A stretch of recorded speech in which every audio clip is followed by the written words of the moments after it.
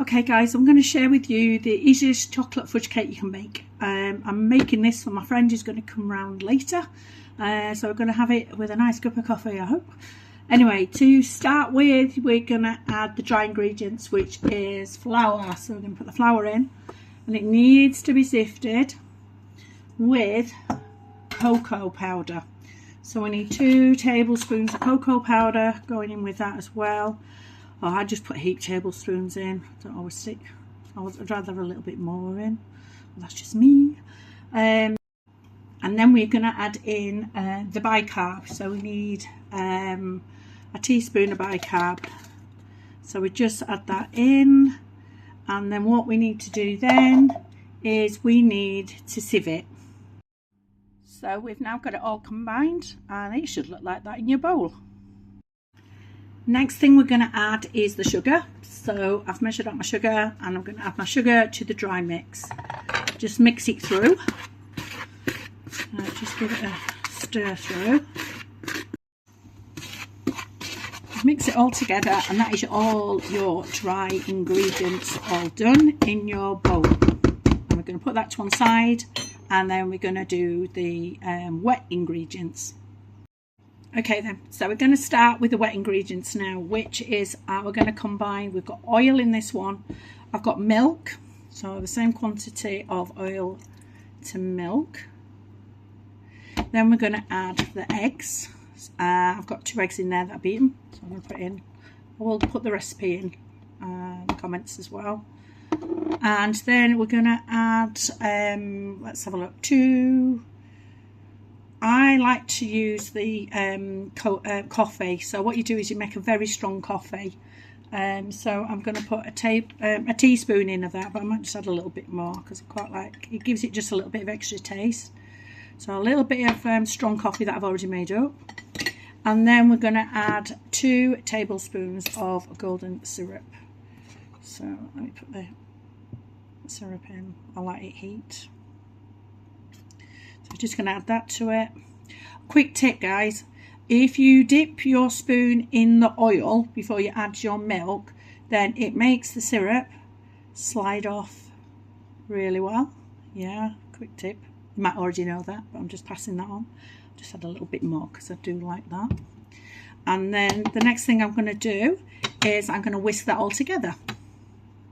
Okay, so I've whisked my wet ingredients all together. All I need to do now is pour it into the dry ingredients. It's so easy, this, honestly. It doesn't take that long to do. And then we are just going to whisk them all together.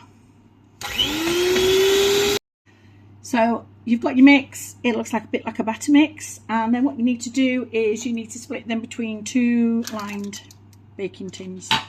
I'm a Harry Potter fan, so I've got a Harry Potter spatula. So all I'm going to do is I'm just going to divide between the 2. I don't weigh them. It's just a case of judge by eye reel and just hope for the best. And if it's not quite right, if it's, you know, if one's bigger than the other, it doesn't matter anyway, because you're going to do your frosting for the top, your chocolate fudge icing, you know, for the top, so it'll get covered anyway. So it doesn't quite matter if it's not, you know, if it's not perfect. So I say just divide between the 2, and then we're going to bake them in the oven for about 20 minutes. Mine's a fan oven, so I'm putting it at 160 degrees for about 20 minutes. Just keep an eye on it. You'll know when it's cooked, obviously. When it's set in the middle, you can always put a skewer through it or a little knife through it just to check it, to make sure there's no wet mix on it if you don't know how to do it. So just keep an eye on it, and then we then do the frosting once they're cooked and they're cooled down. And a quick tip, if you want to try and get rid of some of the air bubbles in your cake mix, what you can do is you can tap them, and you'll see little air bubbles coming to the top.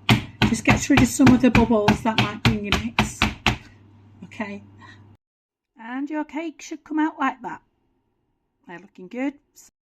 Next thing we need to do is the frosting. So I've got my butter in there, and you usually do double the icing sugar to the quantity of butter. We need to sieve the icing sugar, so we're going to put that in, and we're also adding cocoa powder, so we're putting the cocoa powder in as well, and then we are just going to sift that through, and you get a cloud everywhere. Okay, so we've sifted the flour through, looking good. A tip that somebody gave me, otherwise we get covered in flour whilst we're whisking it to start with. We're going to whisk the butter with the icing sugar and the cocoa powder, is to put some greaseproof paper through your whisk. Put it on the top, and then fingers crossed we don't get the icing sugar going everywhere. You can see a little bit coming through, but it's not as bad as it would be without that on. So I've whisked it all together. I did take that off after a few minutes once the flour, the icing sugar got combined, and it should look nice and glossy like this. Now I have added a little bit of milk, a couple of tablespoons of milk, just to get it to a thinner consistency, but you can have it thicker if you want. It's up to you how thick, how much milk you want to add, and then it will set a little bit on your cake anyway. So yeah, I'm going to try and frost my cake. And there we have the finished result of my chocolate fudge cake. I've just let it drip down the sides, but as I say, it's up to you how you want to do it. You could put chocolate buttons on the top, add whatever you want. Sometimes I've got some silver spray that I put on, edible spray, and that just gives it a sheen then when it's cut on it. So there you go, guys. Happy baking.